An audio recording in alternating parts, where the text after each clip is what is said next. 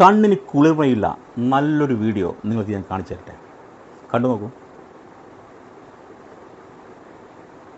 ഇതാണ് മതേതരത്വം. ഇങ്ങനെയാണ് കേരളത്തിലെ ജനങ്ങൾ സാഹോദര്യത്തോടു കൂടിയും ജാതിഭേദമന്യെയും സുഖസുന്ദരമായിട്ട് ഐക്യത്തോടുകൂടി ജീവിക്കുന്നത്. എന്തെങ്കിലും വിശേഷം വന്നു കഴിഞ്ഞാൽ, അതായത് റംസാൻ വന്നു കഴിഞ്ഞാൽ ബിരിയാണി അങ്ങോട്ട് കൊണ്ടു കൊടുക്കും. ഓണം വന്നു കഴിഞ്ഞാൽ അവരുടെ ഫുഡ് ഇങ്ങോട്ട് കൊണ്ടു കൊടുക്കും. പരസ്പരം അങ്ങോട്ടും ഇങ്ങോട്ടും സഹായിക്കും. അങ്ങനെ രമ്യതയോട് ജീവിക്കുന്ന ഒരു നല്ലൊരു സുന്ദരമായ ഒരു കേരളം ഉണ്ടായിരുന്നു അല്ലേ?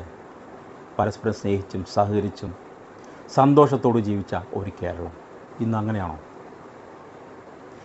ഈ സാഹോദര്യത്തിൽ വിഷം കലക്കുന്ന കുറേ നാറികൾ വന്നുകൊണ്ട്, ഈ സാഹോദര്യത്തിൽ, ഈ ഐക്യത്തിൽ വിഷം കലർത്തിയ കുറേ നാറികളെ തിരിച്ചറിയാൻ പറ്റാതെയായിരിക്കുന്നു ഇന്നത്തെ ജനങ്ങൾക്ക്.